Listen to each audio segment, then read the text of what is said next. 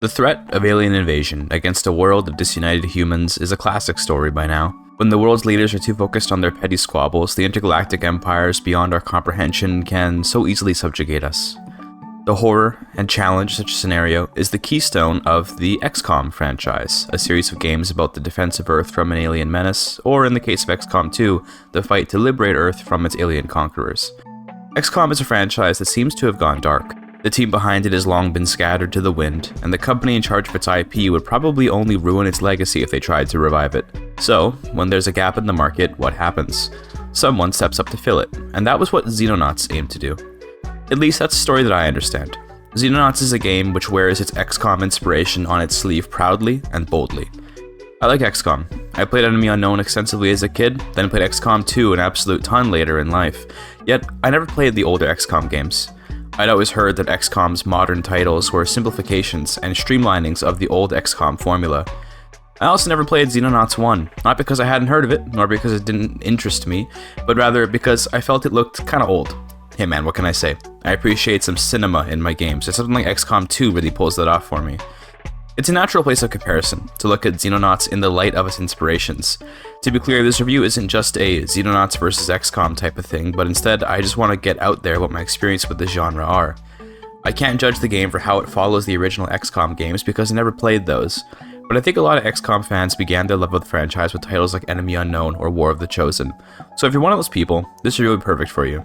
Before we get started, I should add that Hooded Horse, the publishers of Xenonauts 2, gave me a key for the game and gave me early access to the 1.0 version. I haven't been paid, and in fact I haven't even been obligated to make a video or anything. I have no contractual relationship with Hooded Horse or anything like that, aside from an embargo, which is why you'll be seeing this video after March 30th when I played it around March 20th. If that turns you off though, I totally understand and hope you can find a review that better suits you. With that, let's get started. I mentioned the word cinema earlier, and that's an important word for me. Martin Scorsese's memified interview has actually served as an excellent summation of the parts of entertainment that have to do with presentation. Xenonauts is very clearly something which was made on what I'm going to call a reasonable budget. The reason I say that is because the audience for such a game is rather small, and as such the amount of money that went into making Xenonauts 2 is clearly quite low. That is best shown, in my opinion, by things like the lack of voice acting, the simple sound effects, and, thankfully, the lower price. Xenonauts 2, at a glance, looks kinda cheap, to be totally frank. It sounds kinda cheap too, but it's important to note that it's quite clear the priority for the game isn't these things. Nonetheless, it does detract significantly from the experience for me. It's not that games need to be super shiny to be fun. I love playing Dwarf Fortress, which has a beautiful aesthetic and is an excellent game. It's that a game like Xenonauts is well served by having some cinema behind it. Spotting a new alien in Xenonauts is intimidating because, of course, tactically you don't know what they're going to do, and there's tension in that. But at the same time, they're very underwhelming as just little sprites on the screen. They're just kind of there, and I'm of two minds of that issue. On the one hand, the lack of cinema in this regard takes away from the horror of the game. Horror is an important theme of the XCOM games in my opinion, as new enemies present challenges to your soldiers, and there's a fear in losing a character or worse, an entire mission. In XCOM's modern titles, that fear is sometimes strongly present, other times not at all, depending on the enemy type. The Sectoid Commander in XCOM Enemy Unknown, or the Chrysalids in that game, definitely carry the horror upon their introduction. Especially in Enemy Unknown, that tutorial mission with the guy asking for help in German, that's some cinema, all caps. In Xenonauts 2, I found that new alien types came with a sense of dread upon their introduction, but not horror. The difference is that the dread comes out of my tactical mind. I'm hoping that whatever this new creature does not counter any tactics I've come to rely on for the mission. Horror is more like a feeling than a thought. That is to the other hand of this issue. By putting cinema aside, Xenonauts 2 really plays to its tactical strengths. You see, a lot of the horror of XCOM's modern titles could be seen as lacking substance. Ultimately, a lot of enemies are relatively easily handled because although the aliens are scary, yes, your soldiers are way scarier. XCOM 2 suffers from this the most, given how insanely heroic XCOM 2's soldiers can become. The lack of tactical substance takes away from the horror. Xenonauts 2 can throw an alien at me, and if I know what it does and I'm prepared for it, I feel basically no horror whatsoever as I just wipe the floor with it using the tactics I know will work on it. A new alien that I haven't seen before? Well, there could be some satisfying horror there, except that when a new alien does something crazy, it just looks silly on the screen. The creature unleashes its attack, my guy dies, and I'm not thinking, oh no, my soldier died. I'm just thinking, so that's what that thing does. Or worse, I'm thinking, oh my god, the mission is ruined. And I might feel frustrated by that. Depends on how you feel about losing, I guess. To me, a little cinema would go a long way to making these new aliens feel impactful. There's no doubt that the vibes in Xenonauts 2 are completely different. A military casualty might be part of your strategy, and indeed life is cheap in Xenonauts 2. A high-ranking soldier's superior stats are certainly nice to have, yes, but what matters much more is equipment and your knowledge of the game.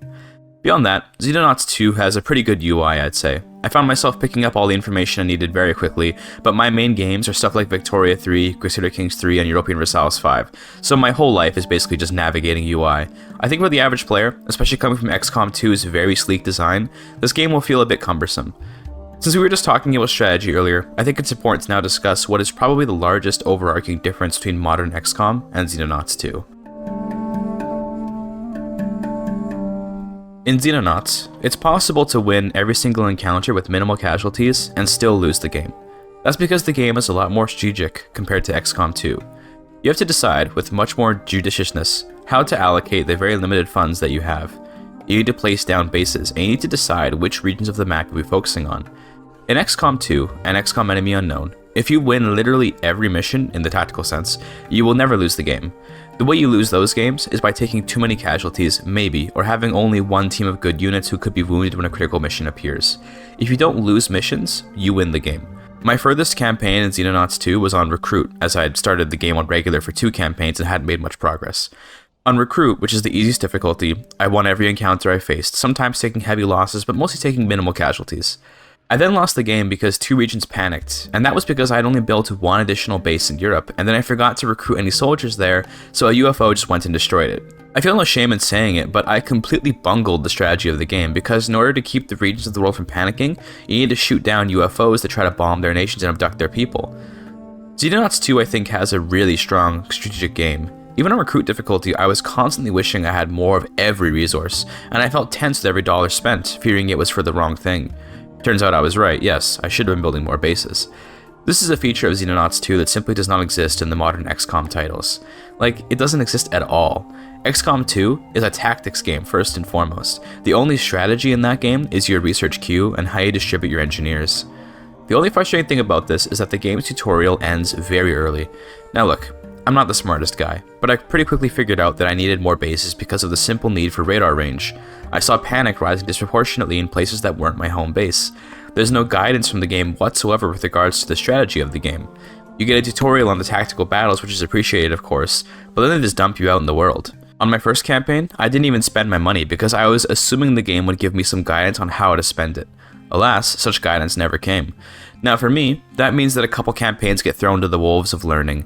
If you're going in truly blind and without past experience as I did with this game, then you'll only realize how important the extra bases are by losing the game a handful of times. One thing I haven't figured out yet is what goes into what we might call a minimally viable base. That base I had that got destroyed had interceptors and laser batteries that I was hoping would prevent any attacks on the base. Turns out no, the batteries just help to weaken invaders. Okay, fair enough, now I know, but it cost me that campaign. Although I'd have liked more guidance, I can also acknowledge that there's fun to be had with learning through failure. I'm just thinking that for people new to this franchise, or those coming over from modern XCOM, it's going to be a point of frustration to have no guidance whatsoever in this regard. That all aside, the tactical game in Xenonauts 2 is very fun. Through simplicity, Xenonauts achieves a lot. Yes, your men do not have a bunch of flashy moves like in XCOM, and your men are classless, but there's something fun about most of your actual ability to win being based on how well you use a simple set of tools.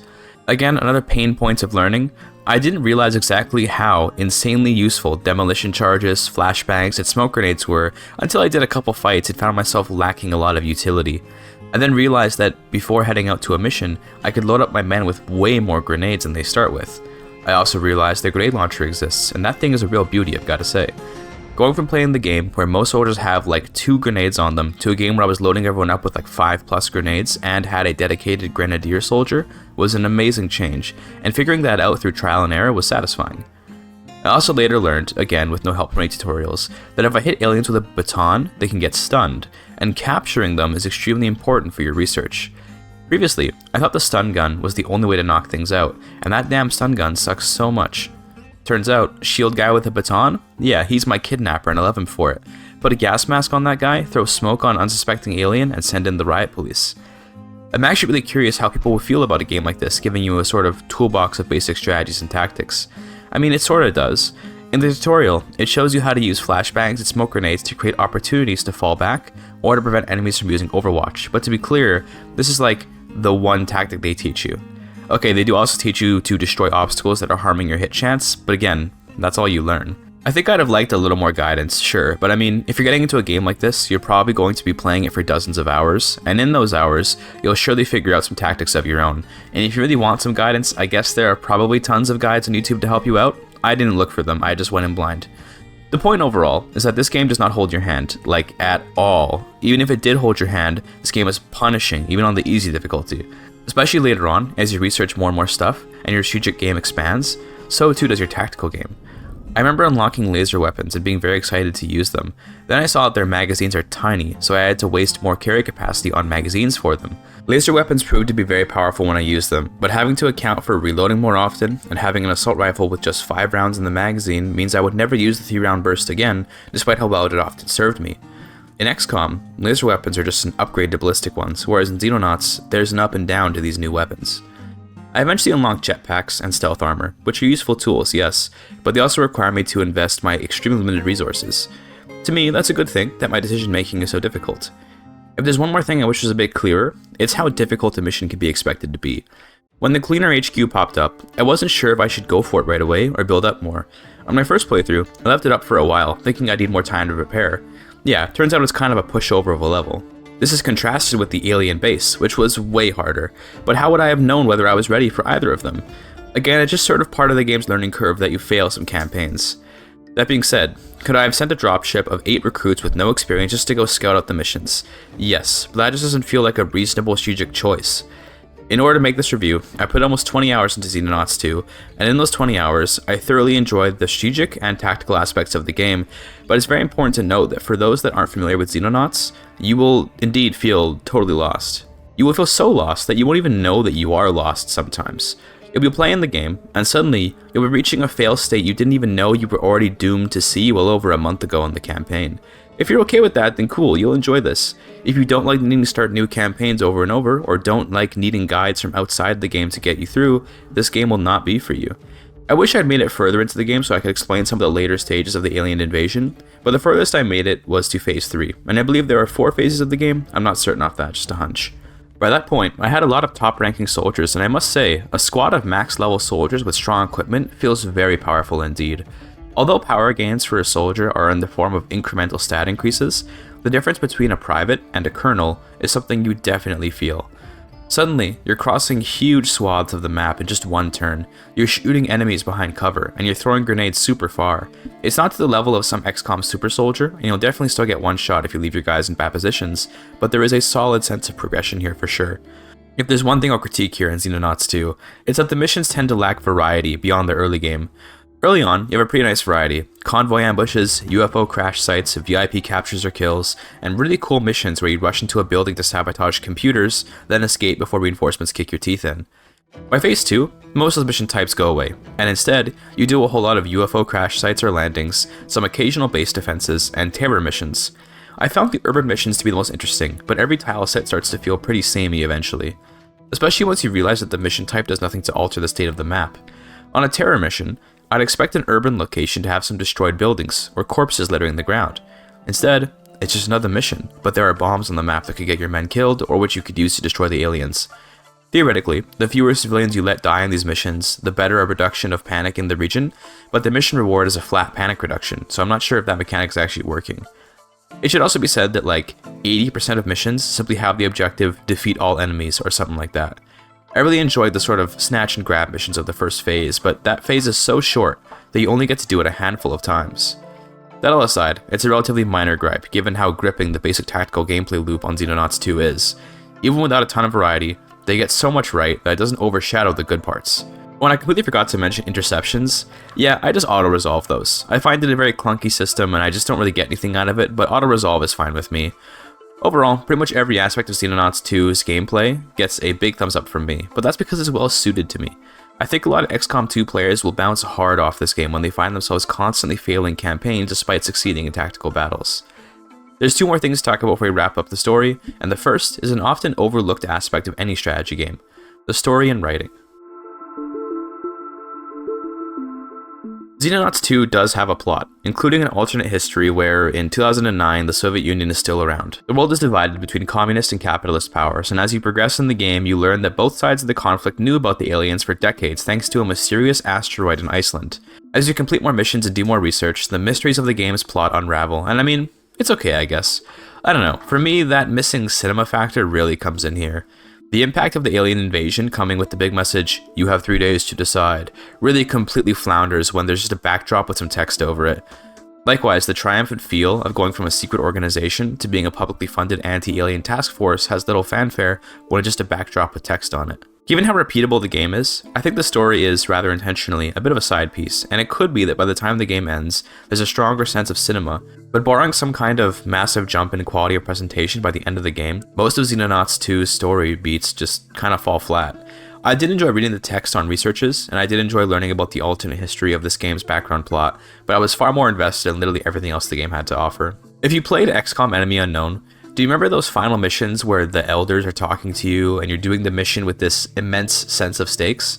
The funny thing is that in Xenonauts 2, the stakes are about the same, the fate of humanity, death by alien invasion, and so on, but because nothing is voiced, and everything just feels so muted, you wouldn't feel that sense of stakes. Even the terror missions in Xenonauts 2 just kind of feel funny.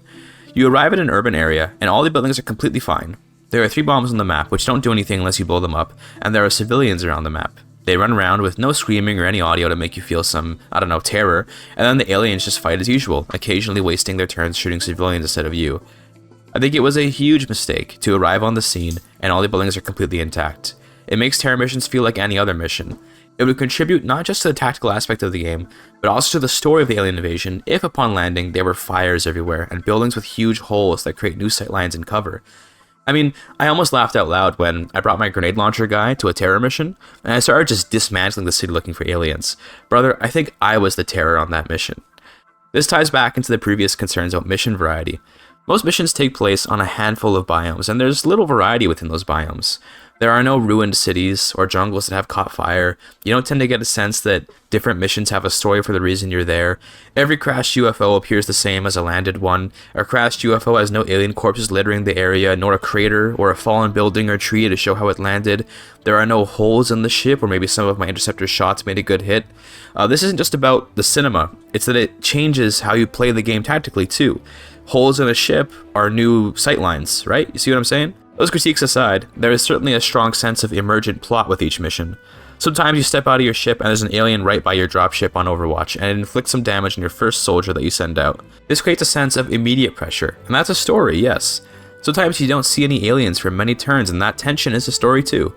This is definitely the kind of game where you can share your story of how a mission went and the crazy stuff that happened. It's the kind of game where sometimes things just go catastrophically wrong, or you clutch your way through a tough scenario, and those situations create excellent stories. If you have a strong sense of imagination, then even the lack of cinema will not defeat the unparalleled story of how your last 2 guys survived a mission after everyone died because of some bad rolls or something like that. I find that when I'm playing a game like this, my imagination is superseded by my tactical mind, which, without any cinema, just sees numbers and sprites on the screen. Maybe I'm boring like that. Maybe I'm too much of a zoomer. I don't know. One thing Xenonauts gameplay helps me with is trudging through a bad tactical battle. If I lose half my men in a battle but still win the mission, it's not so bad as in XCOM 2 where I might have just lost my best men and now I'm screwed. That's the give and take of not having super soldiers. I care less about their lives, and that opens up new tactics around sacrificing men, and that means losing a soldier won't result in me instantly wanting to restart the game. I think that opens the game up for better stories. One of my favorite, often reoccurring plot points is when a soldier survives a hit but is bleeding. They'll die next turn without a medkit, and there are no men with a medkit in range to help. Thus, the soldier is a walking corpse, but not until the turn ends. So what do? Send the guy right up to the nearest alien, unleash all the shots you can, and then end the turn. He dies on the spot. Definitely a piece of emergent cinema there. Moving along now to the other side of this plot chapter, it's a simple question of the game's writing. I do enjoy how the scientist guy is portrayed as this kind of up his own ass, smarter than you character, but the writing on some of his research notes can be a little bit annoying at times. Trust me, I get that that's part of it, but I think for that sort of thing to work, I'd need to care about this character. Because he's nothing more than a couple pieces of text on the screen here and there, I have little attachment to him. Some voice acting could either help this or perhaps make it way worse if done poorly. At the end of the day, it's inoffensive simply because I can always just skim his notes for the actually useful information and leave the rest behind. The writing in general kinda lacks character in my opinion. We never get to meet any heads of state who offer us missions, nor do we talk to anyone really. It would be cool if, when regions were reaching higher levels of panic, there was some figure that represents that region, explaining that they're pissed off about how the Xenonauts haven't protected their countries well enough. Likewise, a region with little panic offering up their compliments for your work or something, that could be nice. Basically, I'd like it if I got an idea of how the world is feeling about me in ways beyond a 0 to 100 scale of panic. Oh, and when you do fail a campaign, it just ends. No cutscene, no dialogue, nothing. You just jump cut to a failure screen and go back to the main menu. This lack of cinema is just so pervasive across Xenonauts 2, and I really have to emphasize how it does detract from the game, but the game is indeed saved by its immense quality of actual gameplay. Anyway, like I mentioned before, I haven't seen the ending of the game, so I can't comment further on the plot, except to say that I wouldn't expect a sudden jump in quality of storytelling by the end. I assume that victory is just as hollow as defeat with regards to the cinema factor. Before we talk about the score for the game and my overall thoughts on it, I want to quickly go over the performance for Xenonauts 2. As should be expected for a game with limited cinema, it runs pretty well. I haven't had any crashes, nor weird freezes or anything like that.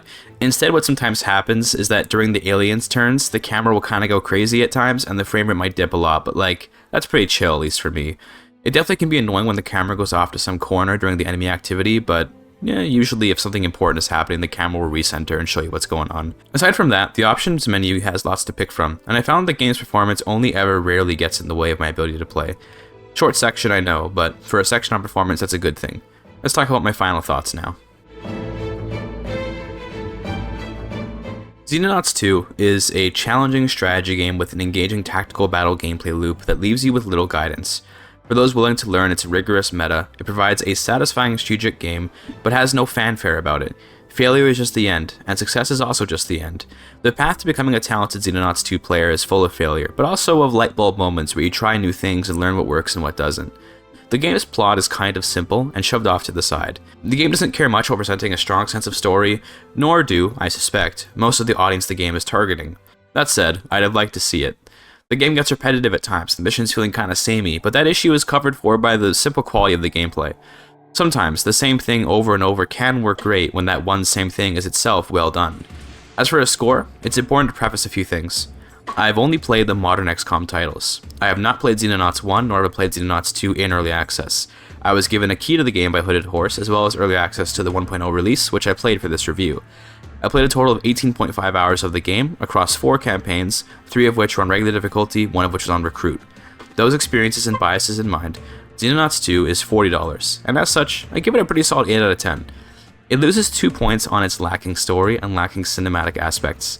Things don't feel very weighty in a narrative, visual, or auditory sense, but those ancillary aspects do not drag the game down much. The biggest concern is whether or not you'll still enjoy the tactical battles on the small set of maps available. You have to really fall in love with what the game brings to the table, or else you will tire of it. If you do fall in love, you'll fall deeply in love, and if not, you'll bounce off the game pretty hard, considering how often you need to restart your campaigns to even learn the game. With that, I hope this review has helped you make a decision about whether or not you'll play the game. If you're a veteran of the franchise or have been playing the game in early access already for a while, please do let me know what you think of my perspective, as I could have missed a whole lot maybe. That said, if after 18 hours I missed something critical, that could itself be a pretty huge flaw in the game. Thank you for your time.